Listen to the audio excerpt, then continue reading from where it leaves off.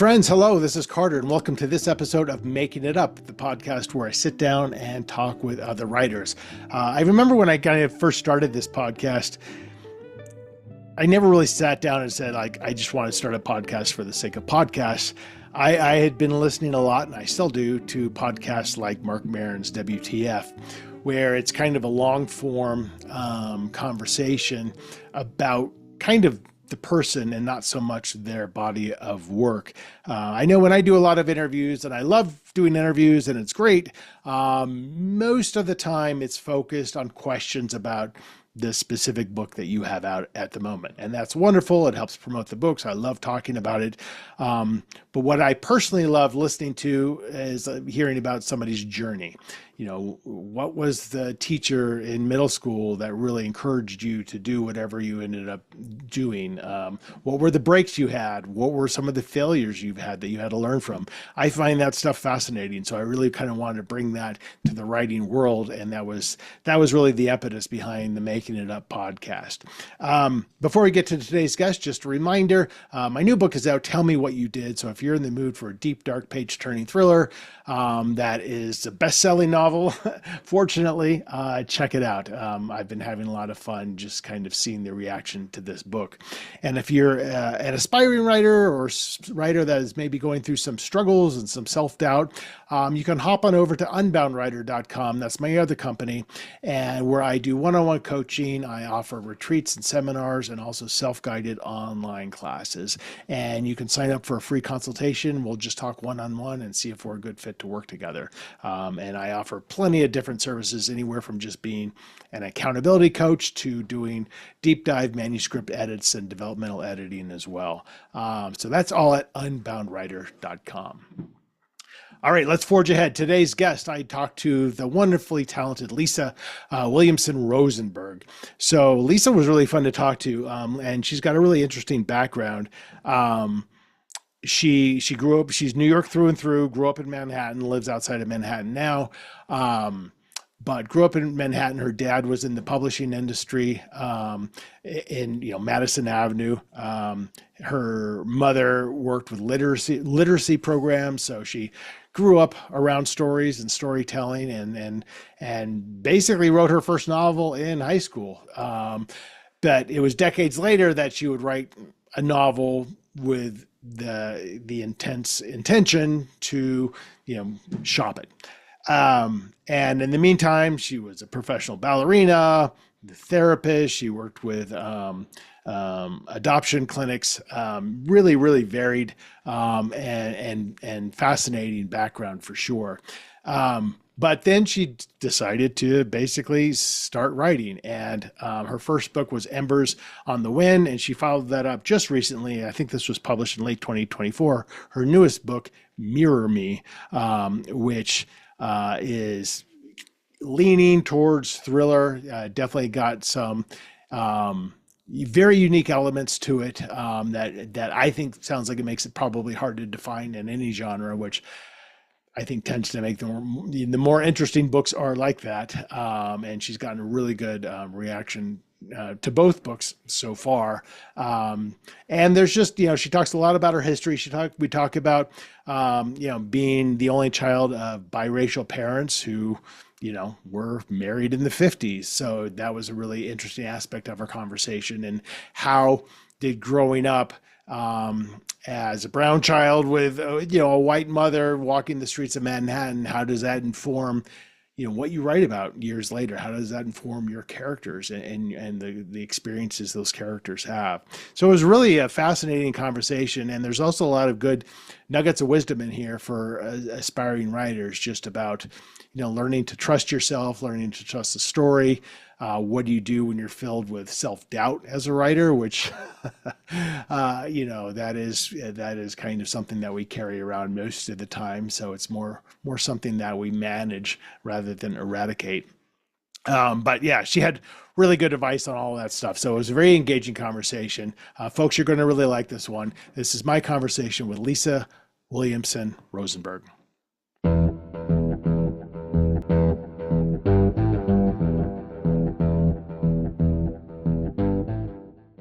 I grew up in New York, and like my book is set in, I put the main character is born the year I was born, grew up in the city when it looked like the city I grew up in. All that. It's what you know is what they say, which I do the exact opposite because Well, I know is not interesting.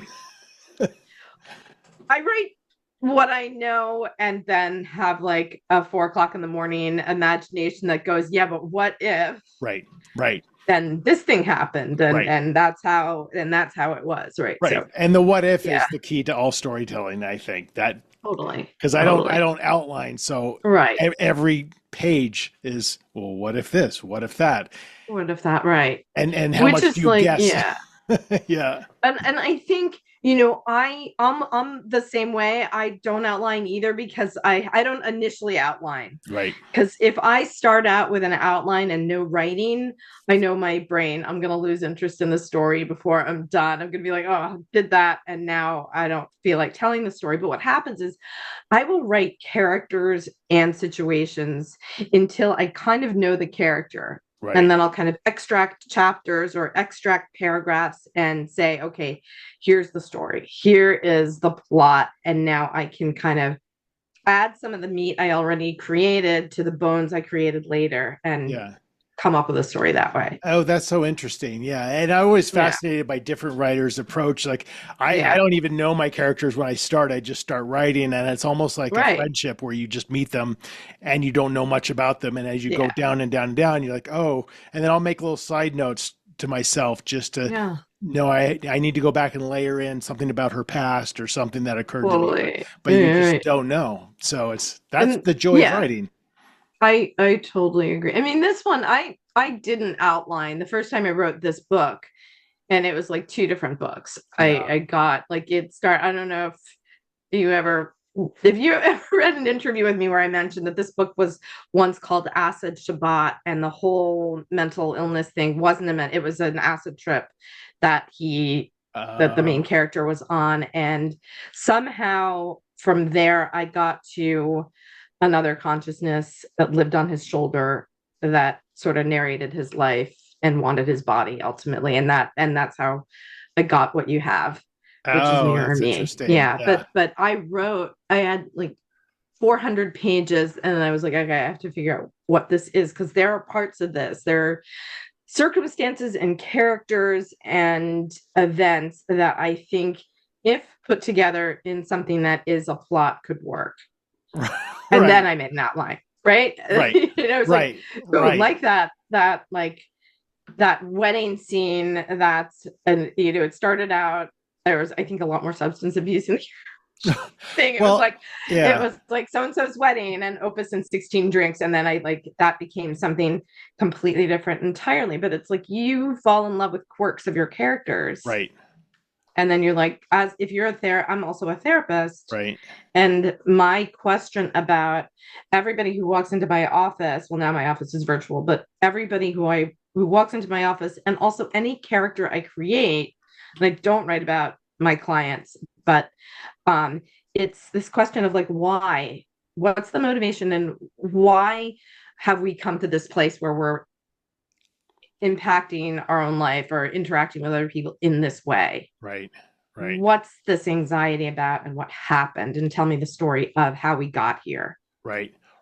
And does that make sense? And along that same line of just kind of the not outlining and then having all these brainstorm ideas, which is the joy of it, that the hardest part, I think, of a writer is, do you trust those ideas? Are these good? I don't know. Mm-hmm. They're interesting to me. And that takes years, I think, to develop that confidence of be like, yeah, I think it's a good idea. I think this will resonate, not just for me. Sure. But it's I think it's also years of saying to yourself, well, just go for it. Right. maybe it'll be interesting. And but you find yourself, like, I read stuff I've written And if I find myself reading something I've written and I'm like, oh shit, it's time for me to change the laundry detergent, Right. then I'm like, okay, so maybe no, that's not so Totally. interesting. Totally. But Or then we, there are other yeah, right. times where I'm like, oh, I have to run errands. Let me just read this one paragraph. And I find myself sitting and reading. And like, I know what comes next because I made it up, but I'm like, oh, this is compelling. This could work. Right. So you can bore yourself and then know, oh, that's got to go. Yeah, 100%. And then the And challenge right. is when you're editing and you find yourself skimming, then Yeah. forcing yourself past the it's good enough phase. Like, because it's good enough is never the answer, I think, when you're editing, because it's your work, and Right. it's good enough is great for a lot of parts of your life. But for your own writing, when you hit the Not, part where you yeah. say it's good enough, like, no, it's good enough is not enough. It's got to be better than that. Right. And it's a lot of work. Yeah. And I mean, but it's also like good enough for what? Like, why are you here? And like, what is the thing? And for me, the thing, again, being a therapist, it's understanding the truth of emotion and being able to write the truth of, not just emotion, but emotion and experience and the emotional experience of an event, whether it's making eye contact on the subway with someone who you sense is troubled and you want to reach out to them, but it's like, okay, they'll think I'm insane if I do, or if it's a moment of understanding with somebody who a relative who you known so well and you suddenly connect. Like, Yeah. how do you portray that to a reader who's not you, who doesn't think and who doesn't feel that way? And I write a lot about loneliness, about belonging, about that passionate drive to connect with someone else who is like me, whether we have this thing in common or whether we have race and ethnicity in common, whether we have gender in common, whether we have losses in common. Like, what's the thread that Right. binds these people, and why are you compelled to connect? And so if I can create that on a page where you who've never met me before feel it, Right. then that's what starts to be good enough. And so that's my good enough, as Right. opposed to somebody else who's like a thriller writer, and it's like, and this is technically a thriller, and I have to remember that because I'm being called a thriller writer and everything. Right. I didn't start out that way. I Right. started out where it's about the language and what the language can convey, and if it convey the thing I'm feeling and make you feel that same thing, so you think it's your feeling, Right. as opposed to another thing is it good enough that someone's at the edge of their seats needing to turn the page? Right. And that's like a good enough that I came to later. And Right. that's what I That's a think good, that's in a this good one to one. have. Yeah, that's a good one to have. And but how many times, I read a lot of literary fiction. I really like literary fiction because I love what the language is doing. Like, I just finished reading Tommy Orange's his second book, which is Wandering Stars, and Mhm. it's the connection of a grandmother to her grandson, or an abandoning friend to the friend he abandoned, and that emotion does have you on the edge of your seat in the same way a thriller would. Yeah, totally. Well, If that makes and I'm sense. curious just about your Yeah. kind of, a little bit about your journey, growing up in New York. And one thing that's interesting that you call out on the website is, look, I'm biracial. My father Mm-hmm. and my mother, very, what was how you put it? Very happy and something like it sounded like very stable. And you start thinking about Right. those times and having Right. Yeah. biracial parents, and you're like, wow, that's amazing. Mhm. And they were married, yeah, and it was because but like, if you think about it, they got married in 1950. It was legal in 30 states to get married. They got married, his family was there, her family, the younger generation, was there. Her parents didn't even know about it until she moved to New York. Oh, wow. She was like, oh yeah, I moved to New York and I got married. And like, the question that in those days my grandmother asked, two questions. Number one, is he from Chicago? Because that mattered the most. And the second was, is he Jewish? Yeah, right. Like, she would never ask, is he white? Because that, like, obviously went without saying. Of course he's white. But she was like, I moved to New York, I got married, and he's black. And that happened in 1950, and they That's didn't speak to her. wild. They sat Shiva for my mother. My mother's whole family sat Shiva for her, and that was the end of that. And there wasn't kind of a rapprochement until, I had children, and all of my cousins were like, "Yeah, our daughters are having bat mitzvahs. Please come." Right. And Wow. and we're now connected. But so, yeah, it was. But my parents waited 16 years to have me because Right. all of their friends, they had a lot of friends who were interracial couples also who were like, don't do it. Don't have children. It's too hard.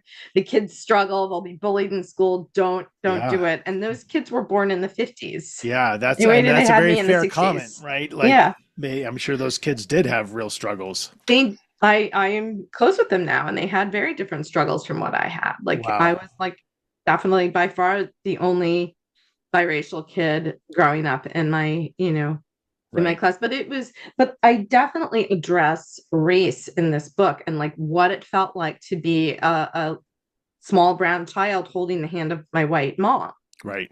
Right. and what story we created. I mean, that's also like what what story what story we create, what stories are imposed on us just by what we look like, and Eddie, who's my main character, he's biracial and adopted, and he's like Swedish and African as far as he knows. He doesn't know his background. He knows they were exchange students. His birth mother was a Swedish exchange student who's 16, and his birth father was an African exchange student, but his birth mother never asked where in Africa his birth Right. father was from. Right. So when people ask him what he is, like some days he's like, oh yeah, Somali, Ethiopian, got like he doesn't know, and it turns out that isn't none of that's accurate anyway. Interesting. And we Yeah. find that out from Pear, who's this other consciousness who lives on Eddie's shoulder, is part of Eddie's brain, doesn't tell you exactly who he is to Eddie, but knows Eddie's truth. Right. Right. So but Eddie he's adopted by a white Jewish family, and he walks through the world holding the hand of his adoptive mother, who's Joanne, who is modeled not so much on my mother, but on one of my best friend's mothers, who is like, little Jewish woman, like so protective of her child, like ready for somebody to say something and like Right. to say, oh, is that your child? He's black. Like, and Joanne is like ready to, Right. You're just walking through life defensive. Yeah, and defensive, but like a small white Jewish woman defensive of her black child, and that's totally different from like what a black mom with Right. a black child would be like. Right. It's a different way of being alert to racism, and she also has her own racial biases. Like she's very protective of Eddie, but she's also telling him don't hang out with the black kids because they're dangerous. Right. Yeah. And she doesn't say the other black kids, so Eddie is like left to figure out, what does that mean in terms of me? Do I, Right. where do I fit into anything? So Right. so I do a lot of, yeah. And I was just thinking, you think about that white Jewish mother being defensive. Mm-hmm. It's not just defense against white people making comments. It's defense against everybody. And it's against events, but like but also you're in the 70s when Eddie's a kid, and in the 1970s, like black people were a lot less likely to like come at my mom for having me. Huh.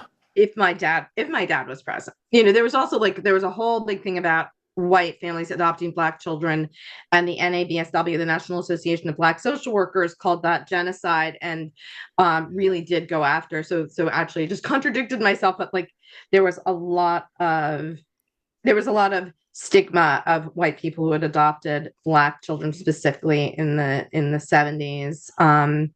And there still is, because I worked in adoption for a whole bunch of years. And one of the things we did is, if there's a transracial adoption, and most of the ones we did involved white parents adopting Asian children, we did a lot of education with the parents in advance. You were adopting a child of color, you must bring that child's culture of origin into your home, regardless of where you're raising them. That child needs to know what it means to be Korean as well as white, or what it means to be Chinese or Vietnamese or Guatemalan as well as white. But in the 70s, nobody did that. It was just like, love is enough, and we're not going to talk about our racial differences because we're all the same. Right. So yeah, there's progress to be made, but I'm right. I'm curious to know. So I mean, you obviously have a varied background. and you've done a lot of different things. What was that moment or that sequence of events that brought you into writing? Kind of being born, because like my dad was an art director at Viking Press. Oh, And okay. Oh, how so cool. like when take your daughter to work day, like whenever it wasn't, they didn't have that back then. It Right. was just like, oh, Lisa doesn't have a school, mom has to work, Lisa's going to work with you. So Right. I would And go this is like old school walk Manhattan through publishing.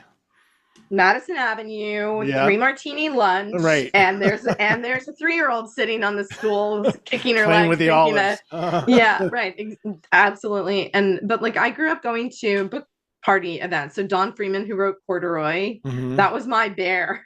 Corduroy was my bear. I was That's Lisa. crazy. That's And crazy. like I remember Penguin, I was a little older. He wrote Penguins of All People, and I went to his book event. I remember I had like a BLT for the first time in my life. Nadine Gordimer, I was 4 years old going to her book parties. Ruth Gordon, I went to one of her like, so I grew up going to book parties. And my mother's a literacy um, uh, teacher. She Mm. ultimately taught third grade, but she also taught education at Brooklyn College. So our whole house is full of reading activities. And and I, from the time I was 3 years old, she would sit me down and have me dictate stories to her.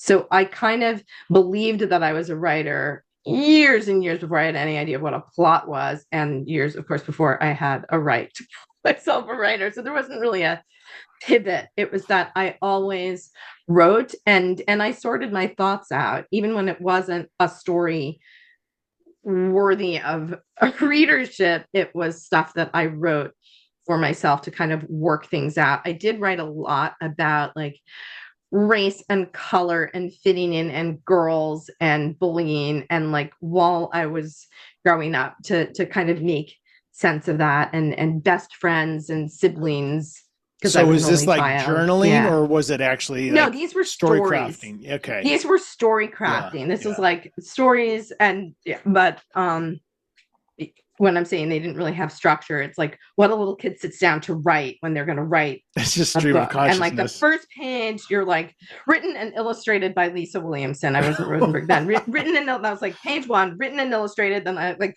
copyright with a little circle in it, like the whole thing.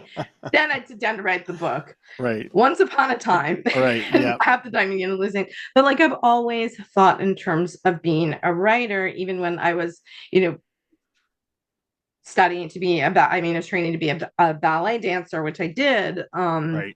which I did professionally. That's in the book too, but it is how to kind of process the world. I mean, Virginia Woolf like wrote that my favorite quote is like when she was actually toward the end, getting to the point where she felt too ill to create, she wrote how describe the world seen without a self. And to me, you flip it and it's like, I had a self and therefore I write, and that's my lens. Yeah. How I live and how I process So is what made me a writer. how, where were you like when you started, like that first nugget of like, all right, I think I've got a novel in me. Mhm. And that's a big inflection point, right? Because Yeah. everyone's kind of got that, but then the idea of actually executing is tremendously difficult. When was that for you? And did you have the idea first, or you just like, I'm ready to write a book? I thought so like I was like 7 and I thought I was writing a book, and that was like every single day I wrote a sentence on an index card and a drawing. And for 3 years I did that, and I had 128 pages. I wrote and that was like technically I did make that a story, and that was technically a novel. It was by a 7-year-old, so I kind of don't count that. But like I transitioned. So I did that. And then I was like, okay, now I'm a little older and I can imagine what it's like. So I'd say in high school, I wrote a novella. Mm, And wow. then, or no, I was like middle school, I wrote and also because my dad was an art director at Viking Press, so he was always coming home with those great, remember those unmarked books Oh where it yeah. was just a blank book and it looked like a book that was already bound and you could just write in it. Yeah. So I would fill those, and I actually wrote what I think were two kind of horror novellas for when, like 11, 12-ish. And then I think by high school, I was like, let me do this. And I wrote a story about, 5 kids. And there was always like, for some reason, reincarnation. Because, when you're that age, like, oh, wow, what if we had past lives? Right. So like this girl's little sister was the reincarnation of her great grandmother, and she kind of figured it out little by little. That was, I would say that was my first actual novel where it was like, okay, here's where the story needs to go. And then did you do anything with that? No. No, I should not say no. My two best friends were forced to read the whole thing. And right, they were your critique group. They had to read the whole thing. But then the first time I ever wrote anything that I wanted to submit, it was like right after college, and I had like a real thing about Oscar Wilde and The Picture of Dorian Gray and Faust and that post-college, like, right, every thought has to be, you're full of that intellectualism, so big, and you just like realized what it's all about. And so I wrote in verse, I wrote in verse a retelling of The Picture of Dorian Gray. And it was it was in verse, which is like, I feel so bad for everybody I submitted it to. But what's fascinating is that I know you went to college and then you got, graduate work in, family therapy and counseling. So you were really, you have a brain that has a desire to do, and you think about being a professional ballerina, you're a Renaissance woman, and you want to do a lot of different things and you want to excel. It seems like you want to excel in a lot of different things. Was the sense of writing and being a novelist just a pervasive, ever-present thought, as you did all your different professional aspirations? I don't know. Like, I always wrote, and I always had in the back of my mind that I wanted to be a writer. And so I would just say it was just a little bit of also understanding what that meant. My dad was in publishing in the 60s and 70s and 80s. And it's like, oh, write your 4 chapters, get an advance, and write your book. Right. Get your like 6-figure advance because this is the 80s. But it's so like, I didn't really know what was involved. And I went to college and did graduate work, but it wasn't really in that order. Like, I trained to be a ballet dancer. My parents forced me to apply to college. Back then, you didn't do it. You had to dance when you were that age. So I kind of went back and I left college. I danced with Cincinnati Ballet. I went back to college. Then I went and danced Boston Ballet as in the second company. Then I did, I was kind of back and forth. And by the time I was all done, I was at Pacific Northwest Ballet, realizing I don't really want to do ballet anymore because I know there's too much else to do, and it hurts. Right. And it's got a shelf life. It's definitely got a shelf life, and I was much more interested in other things. You really have to be tunnel vision and want to be the best of the best of the best. And I really loved running around and flapping my wings with the whole corps. And like, wow, I didn't necessarily want to be that, prima ballerina in the front. I liked being one of the girls running around in the tutus in the back, and it was because it was fun. Right. But that whole but if you train your entire life to be a ballet dancer and then you're not doing that anymore, you need something like, what else is there? What's not, like, working at an adoption agency is great, but not if you used to be, in Romeo and Juliet and Swan Lake and right. A classical ballet dancer, and writing was the only thing that expressed the way ballet, the only thing that I'd been doing all my life. And it's also something that can exist alongside your life in smaller or larger pockets. Like, I was, I had a therapy practice and I was raising my children. And I think when I really didn't write seriously until my son was he was about 4. He's my younger one. He was about 4 years old. And I did a talk at a synagogue, and I wound up publishing the talk. It was about being a Jew of color, and it got published. And I just started a blog from there. And I was like, oh, let me just dust off that novel I wrote when I had insomnia before my wedding. And like in the lead up to my wedding, for some reason I was up until 3 o'clock in the morning. I was like, okay, why don't I just start writing this thing? And that was like the actual novel that I didn't publish, but I stole from in almost all of the other things I've Right. worked on since. So yeah, I think it was an evolution. Like there wasn't a wow, eureka, I'm gonna write. It's like oh, this is a thing I've always been. Let me kind of inhabit that part of myself more. Right. And then you start with getting something published, like you said, like the lecture that you gave at the synagogue. Yeah, And there's a little bit of a high to that, right? Like when totally. It's like I mean, you guys care what I have to say? right, right. And it looks all nice And and yeah. formatted and And it's people like, are oh reading wow, it. there's my name. Totally. It I, makes absolutely, absolutely. And then you start to believe in yourself more. Right, right. Which for a writer is key because most writers, and I know I went through this whole Mhm. phase too for at least 10 years of just zero confidence, imposter syndrome. Even when you start doing well, you're like, it's a Right. fluke, it's just Totally. it's Yeah. because they did a great cover. It's not my book. Hmm. And Wow. Yeah. it's so weird. But then after a while, you have to just trust yourself and you have to trust Hmm. the story that you don't even know what it is yet. Just trust that it's in there and just plow Right. forward Exactly. and kind of hope. I think that's true. And I think I'm actually, as a writer, to be perfectly honest, I think I'm just getting that self-trust. Yeah. I think with my second book, because I think what you're talking about, all the self-doubt, I didn't have that until I started querying and I learned what publishing was all about. And I was like, Right. oh, that's what this whole thing is, as opposed to what my dad was involved in the 60s, 70s, and 80s. So once I understand what it means to be a novelist in this day and age, traditionally Right. published, the query letter, the plot structure, the The market. carryover, Yeah.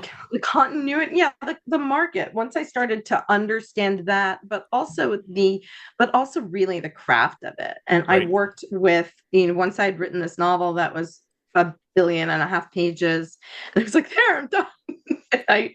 I worked actually somebody, Christina Baker Klein, who's like Yeah. one of my favorite writers, and she's a best-selling novelist and teacher and editor, and she lived in my town, and somebody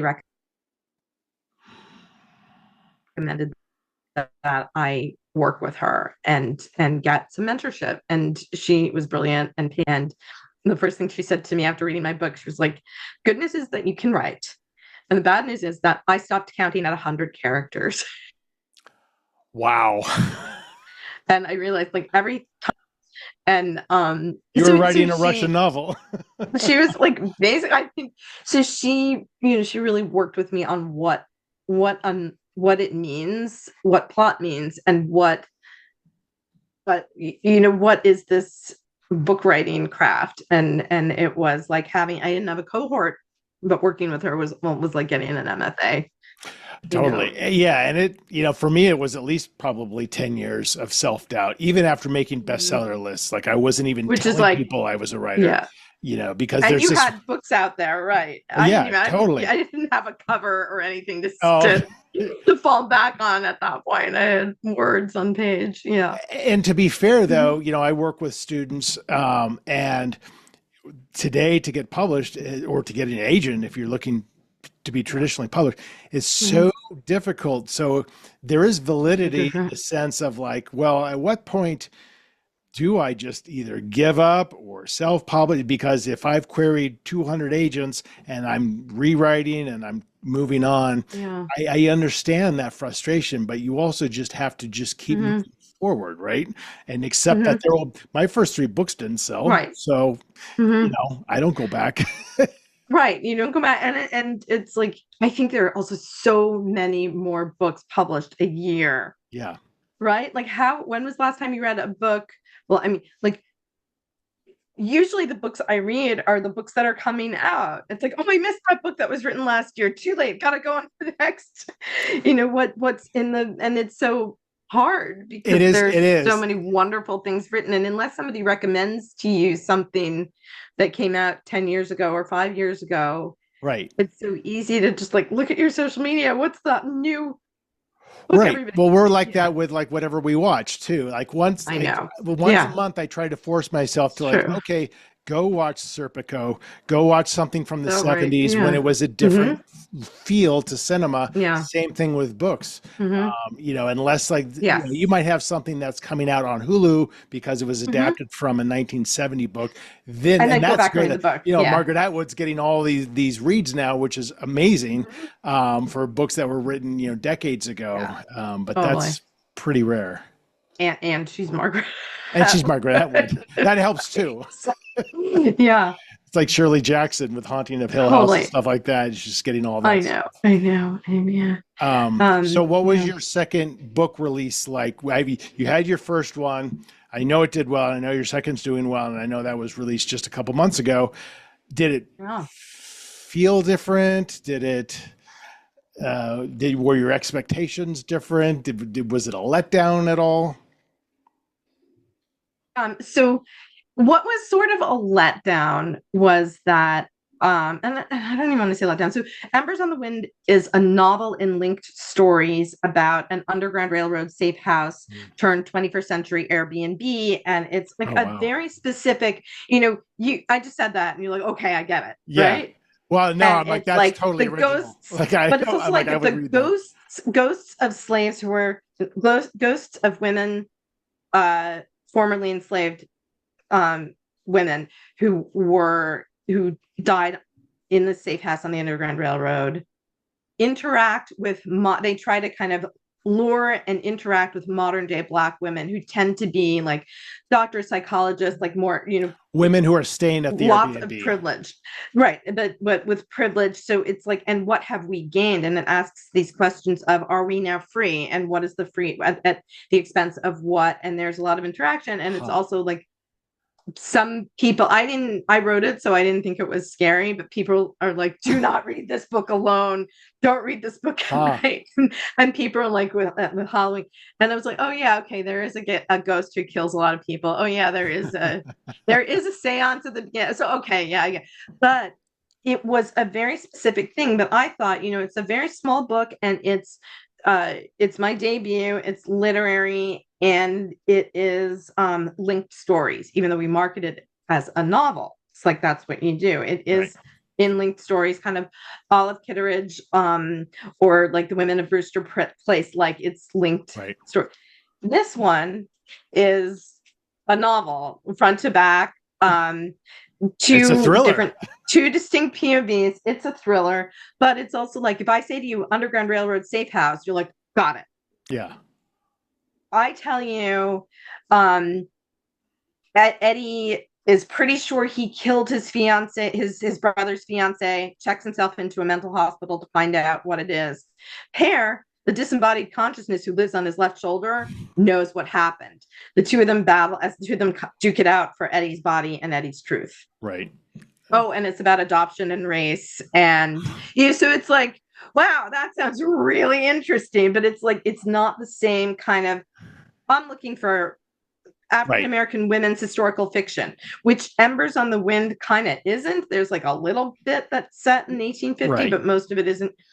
But this one, it's like, people are comparing it to The Silent Patient. People are comparing it to other things, but it's a different book and it's a different sell. And most of the people who read it are like, what just happened? Mind blown. And it's all spoilers. And I know at the end there's a big twist that people are like up in arms about. But I kind of expected this one to do like way better. So I'm comparing it not to other books that came out, but I'm comparing it to Embers, and it's doing pretty much the same. Yeah. But that was a surprise to me. And then the more I think about it, the more I'm like, I'm reading reviews and I'm like, yeah, this is right. This is what people are reading it and getting what I wanted them to get. Oh, good. That's kind of the main thing. People are reading this book and other people are like, this book is gives misinformation out about dissociative identity disorder, and like, it isn't really it's a big question of the book. Does Eddie have multiple personality disorders or not?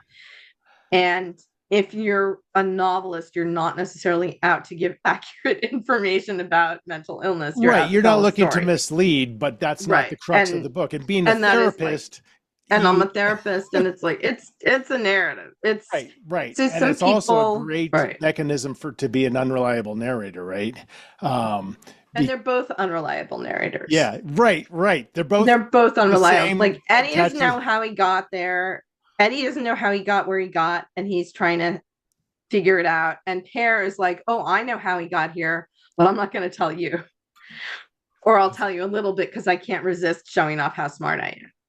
You know, that's so they're too unreliable, but it came out the way I wanted. So I'm kind of like, you know, and when both books came out, like right before Embers on the Wind came out, a very large health crisis in my family erupted. So I said to my publisher and I was like, I'm not going to be able to do a lot. I can't go to events. I can do podcasts, but I'm not going to be able to do, I can't travel. And I also can't put into what, I put into it what I would otherwise. And the same crisis kind of erupted like right before Mirror Me came out. So at that point, I had enough time and I did go to I used an outside publicist because I knew there were things I would not be able to do myself. Yeah. No, we use the same outside publicist. Yeah, right. Oh, that's right. That's how we know each other. And because I knew I knew I wasn't going to have the bandwidth to do certain things because I had to care for my child. Because that's like what we do. And right. Everything stops. Right. Everything stops. And yet, I am online bubbly as like my book is happening, like this is happening. And knowing that's my professional life. And the other stuff goes on. We all have lives. We all have different stuff that we're doing. And the face that we see, what you see on someone's social media is the front-facing story of who they are at that moment, story. Right. Absolutely. And we all do that. And we all have to be. Right. Well, and, Lisa, so now we're going to make up a story together. We are. We're going to do the making up portion of the story. I've chosen 3 books at random off my bookshelf. You're going to choose one of those books. We're going to choose a random sentence from a random page. I'm going to read that sentence. And then that'll be the first sentence in like maybe a 2-minute long short story. So I'll read one sentence. You give me the next, whatever comes to your head sentence. And then you give me the sentence and we go back and forth. Yeah. And then when it goes off the rails, I'll kill it. So I've got Jennifer Chase's Count Their Graves. Dean Koontz's Odd Thomas. And Jess Lurie's The Reaping. So all kind of mystery thriller. I have not read any of those, so I'm gonna come clean. It doesn't matter. I haven't read any of those. Okay. So choose one of those. What was the second one? Second one was Dean Koontz's Odd Thomas. And the first one was Jennifer Chase's Count Their Graves. Oh yeah, I like that title. I like that title too. Let's go with that one. All right, give me a number between 1 and 350. 270. Okay, I'm going to quickly scan. I got that. Yeah. Page 270, which is the ending of a chapter, and find a sentence that might work. It can be 240 if that's easier. 230. Doesn't really matter. It's just going to be a random sentence. So it's a piece of dialogue. Somebody's talking to somebody else, and this person says, I doubt anyone up there could hear screams or pounding. I doubt anyone up there could hear screams or pounding.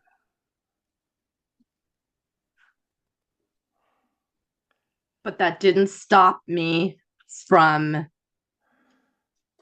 let's see. But that didn't stop me from screams or pounding. But that didn't stop me from that. I gotta start over. Okay. Screams or pounding, but I banged my head against the wall as loud as I could and belted out, "There's no business like show business."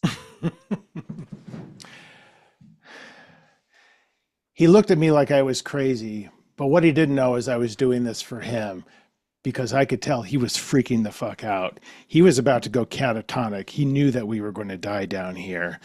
So I tried to be silly while I still screamed for help.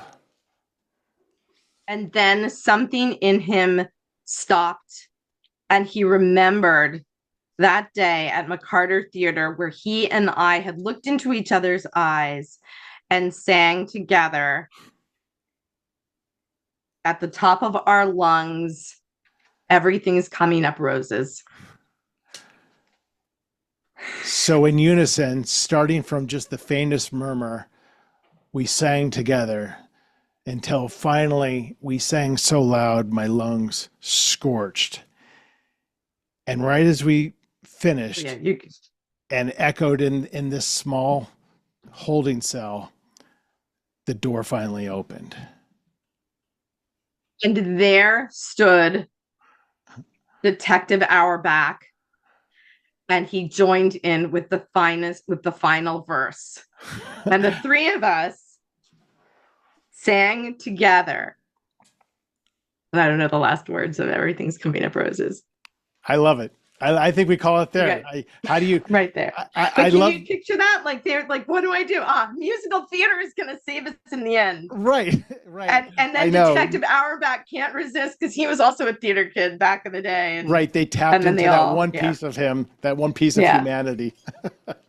So there we go. Well, Lisa, what a pleasure to talk to you. There is a singing in one of my works in progresses. There is a singing Detective Auerbach. So I thought it was funny. I thought Auerbach was such a specific name that just came to you. I'm like, how did that come to her so quickly? Right. No, because it's in my. There's a awesome. singing FBI. That's awesome. There's a singing FBI agent right there. Well, what a pleasure to chat with you today. And you too. Thank you so much, Carter. I really had fun. Yeah, I hope to see you at a conference sometime. Okay. All right. Enjoy your week. Take care. You too. Thanks so much. Bye-bye. All right, that is it. That is our conversation. That was a good one, and it was really a silly story at the end, in the best possible way. I feel like I was edging it darker, and she took it into musical theater, and I just love that, because you never know what you're going to get when you start telling these stories. Lisa's new book, Mirror Me, is out. Please check it out. Please check out anything about her at her website, which is lisawrosenberg.com. You can pop on over to carterwilson.com and check out my new book, Tell Me What You Did. You can see where I'm going to be heading, if I'm going to be heading your way for any kind of appearances, sign up for my newsletter, read my blog, all that good stuff. And you can head on over to unboundwriter.com if you're interested in any kind of writing coaching, retreats, seminars, or self-guided online classes. All right, that is it. That is it for this episode of Making It Up, friends. As always, thank you so much for watching and or listening. And another episode out just next Friday. In the meantime, take care.